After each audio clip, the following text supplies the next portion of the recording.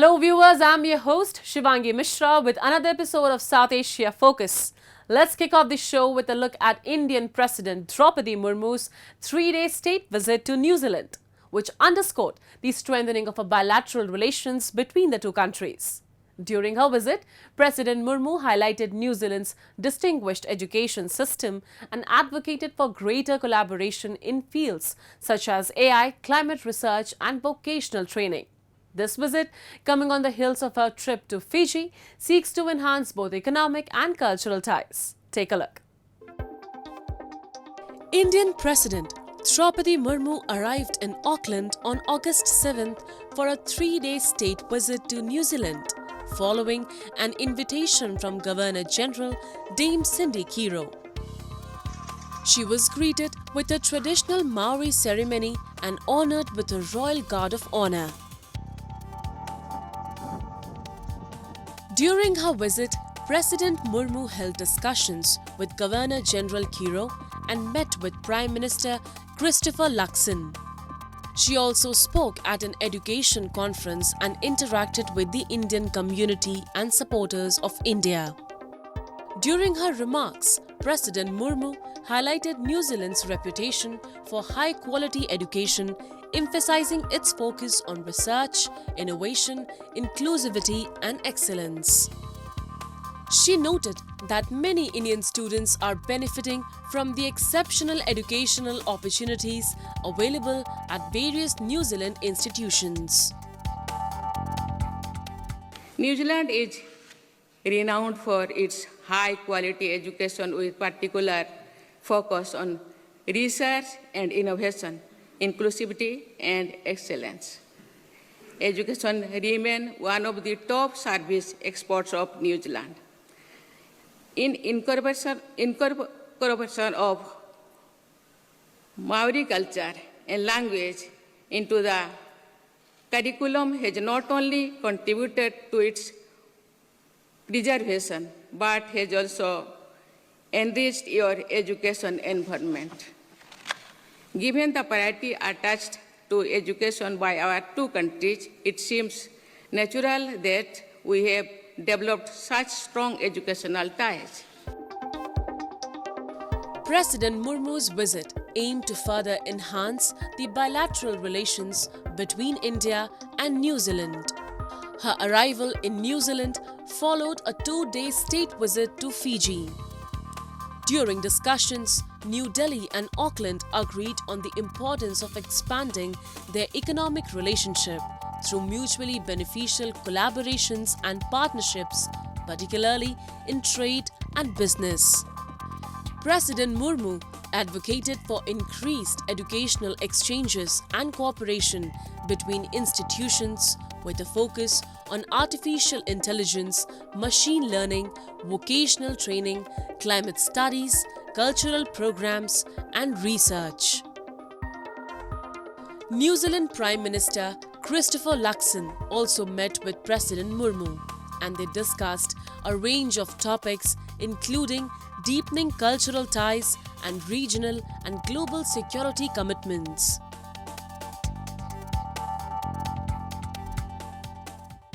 India and New Zealand enjoy a warm and friendly relationship anchored by shared values rooted in democracy and rule of law.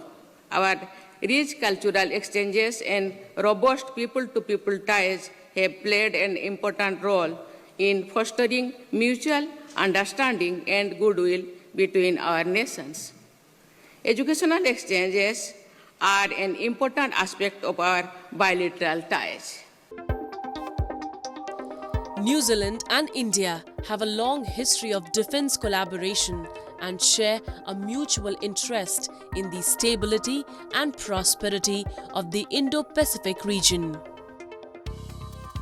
Both countries are actively involved in the East Asia Summit and the ASEAN Regional Forum, and India serves as a post-forum dialogue partner of the Pacific Islands Forum.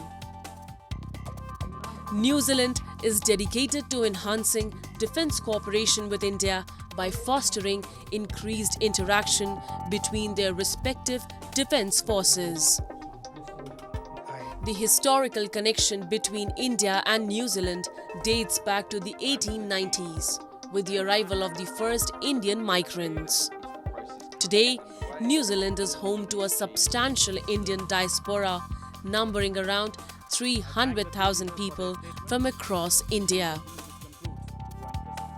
This diaspora is diverse, encompassing a range of languages, religions, and cultural traditions.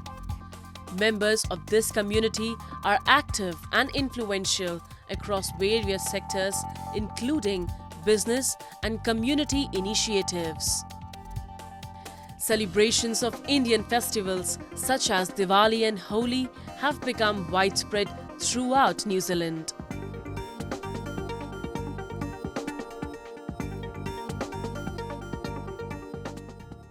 In London, a powerful rally organized by the Baloch National Movement drew attention to severe human rights abuses in Balochistan. Hundreds from Baloch and Sindhi communities demanded justice for victims of the Pakistani crackdown, which has claimed lives and caused widespread suffering. Protesters decried enforced disappearances and criticized the ongoing siege and blockades in Gwadar. They urged the international community to intervene and end these humanitarian violations. A report. A protest rally organised by the Baloch National Movement UK chapter was held at Trafalgar Square in London, attracting hundreds of attendees from Baloch and Sindhi communities, including women and children. The rally condemned the Pakistani forces' crackdown on Baloch protesters in Gwadar, Mastung and Nushki, which resulted in 3 deaths, numerous injuries and significant suffering. The protest also highlighted enforced disappearances of Baloch Yakyeti committee workers and the ongoing siege and road blockades in Gwadar. As you are aware, in Balochistan, it was invaded, and from onwards that day, a gross human rights violation is going on.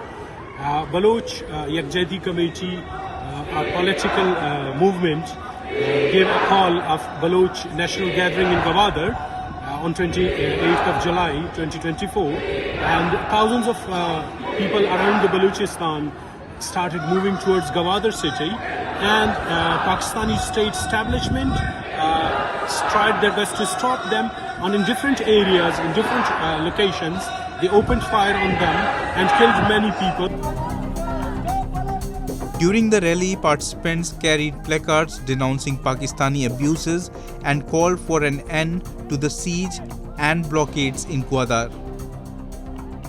They demanded justice for victims of state violence and criticized the Pakistani government's tactics of internet and road blockades, which they argue are designed to obscure state atrocities and deepen the humanitarian crisis. Speakers emphasized the need for international intervention to address these ongoing human rights violations and to support the Baloch people's quest for justice. In a troubling development, Pakistani security forces had used harsh tactics against a recent Baloch national gathering, marking a significant escalation in the crackdown on dissent in Balochistan. According to social media reports, security forces attacked a sit-in protest held in front of University of Balochistan, resulting in the abduction of 12 female and over 50 male protesters.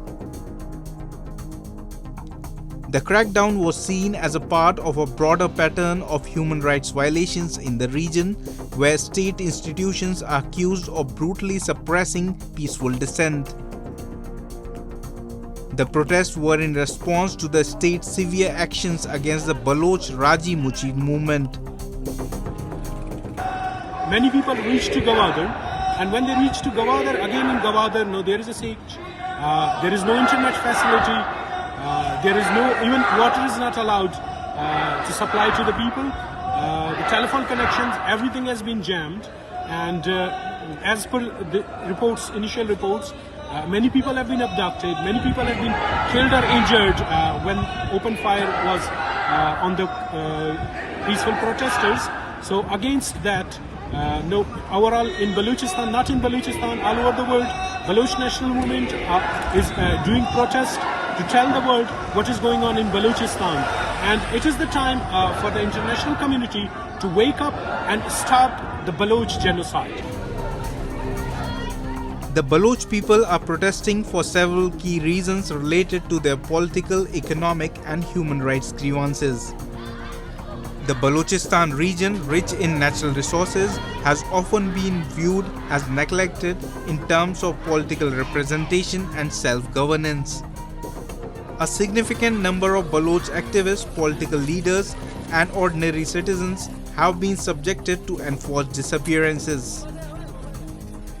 These individuals are often taken by security forces and their whereabouts remain unknown, leading to widespread distress among their families and communities.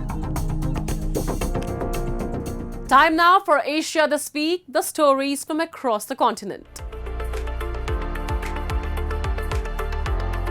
On August 9, Japan held a ceremony to mark the 79th anniversary of the Nagasaki atomic bombing, with Prime Minister Fumio Kishida and Nagasaki Mayor Shiro Suzuki giving speeches. Israel's ambassador to Japan was not invited to attend this year's ceremony, sparking controversy and a boycott by ambassadors of the Group of 7 nations. Russia's and Belarus's representatives to Japan were also not invited. The Nagasaki atomic bombing came 3 days after a US B-29 bomber, the Enola Gay, carried out the world's first nuclear attack in Hiroshima on August 6, 1945 during World War II. The two bombings killed more than 215,000 people, with thousands more dying later of injuries and radiation-related illnesses. Japan surrendered 6 days later on August 15, ending the military aggression that brought it into World War II.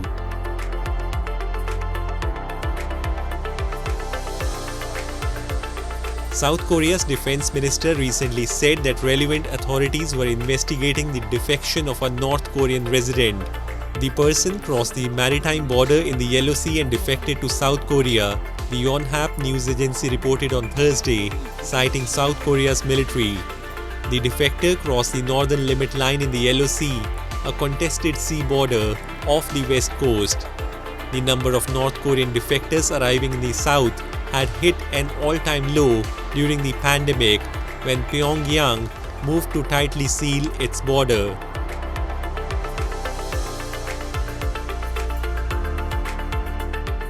A witness at the scene of a deadly helicopter crash on August 7 outside Nepal's capital Kathmandu, which has left 5 dead, said one of the victims' bodies was completely torn to pieces. Local resident Veer Bahadur Tamang, who joined rescue efforts, added that the helicopter was burning in a ball of fire. The helicopter, which was en route to Rasuwa district from Kathmandu, lost contact with air traffic control 3 minutes after takeoff. Moving on, Bangladesh is in a political turmoil following Prime Minister Sheikh Hasina's resignation and flight to India on August 5th amid widespread unrest. Protesters stormed the Prime Minister's residence, escalating the crisis. India is closely monitoring the situation, with Prime Minister Narendra Modi calling an urgent meeting to address the developments in the neighbouring country. A report. A cloud of uncertainty hangs over Bangladesh as destruction continues despite Prime Minister Sheikh Hasina's resignation and relocation to India on August 5th. Following her departure, protesters stormed and vandalized the Prime Minister's residence. India is closely monitoring the situation and Prime Minister Narendra Modi chaired a security meeting while Foreign Minister Dr. S. Jaishankar briefed lawmakers, emphasizing the need for restored law and order in Bangladesh. Border forces have been put on high alert. But will naturally remain deeply concerned till law and order is visibly restored. Our border guarding forces have also been instructed to be exceptionally alert in view of this complex situation. For over a month, Bangladesh has been engulfed in student-led protests against job reservations for descendants of 1971 freedom fighters. The protests demanding Prime Minister Sheikh Hasina's resignation escalated into violent clashes, resulting in nearly 300 deaths and thousands of injuries. Despite the Supreme Court's decision to scrap the reservations, violence persisted. Homes of Awami League leaders and minority Hindu communities were also attacked. An Indian cultural center in Dhaka's Dhanmondi area opened in 2010 to promote bilateral cultural ties, was also destroyed by Jamaat-e-Islami supporters. Opportunists, whether it's the opposition BNP or it's the Jamaat-e-Islami, which is the radical, pro-Pakistan Islamist grouping that is very active on the streets, they have joined the protests and they have actually brought in that violence into the protests. You cannot rule out the involvement of foreign powers who are inimical to Bangladesh's interests and frankly to our security interests also. Definitely you cannot rule out the fact that certain interests have been fishing in troubled waters. Political leaders change, but the countries have long-term interests which will not go away. Bangladesh is a close neighbor, is a neighboring country with whom we have had good relations so far. And I think India would certainly want to continue that because whichever government takes over there.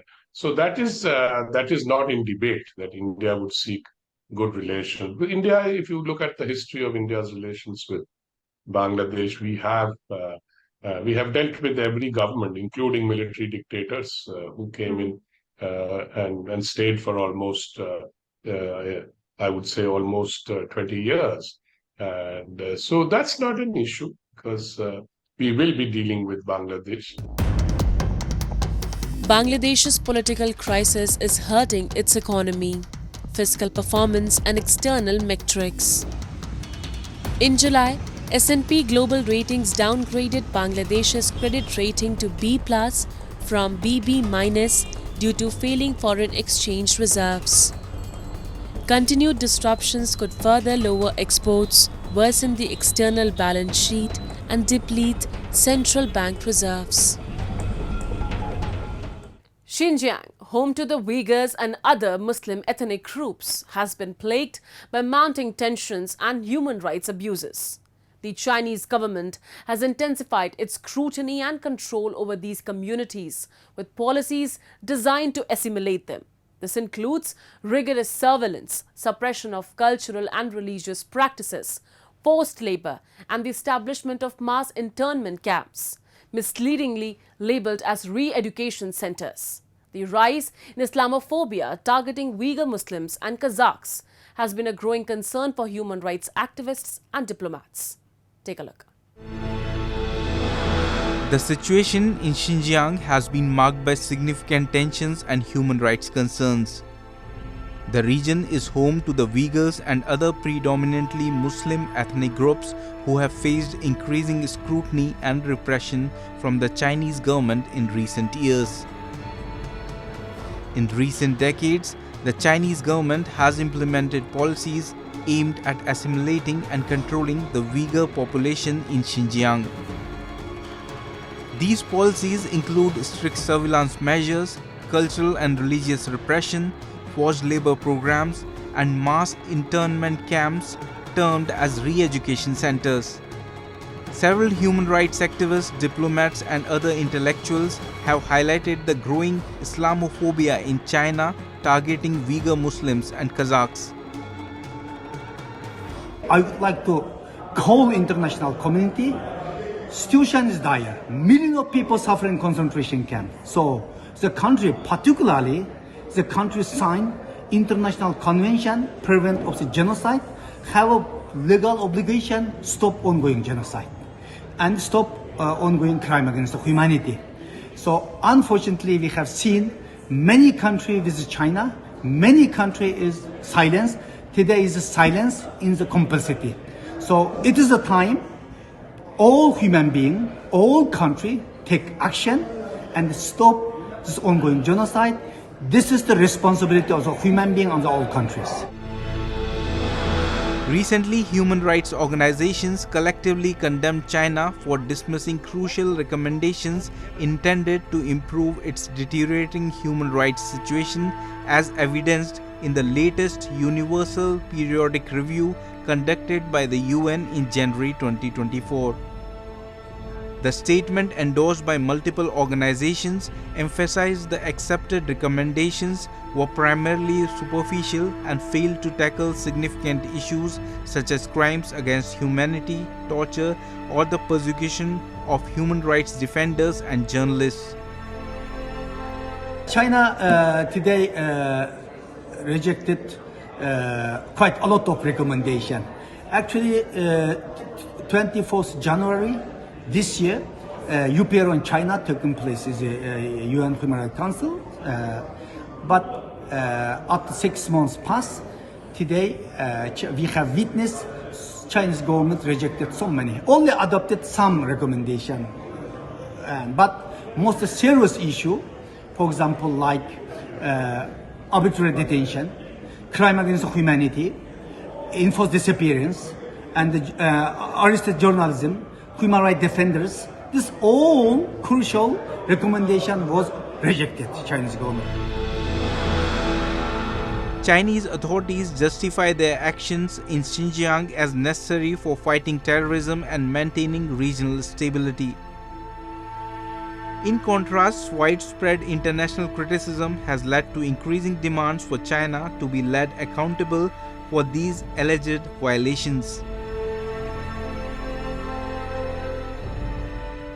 The severe restrictions and abuses faced by Uyghurs highlight a pressing need for international attention and action.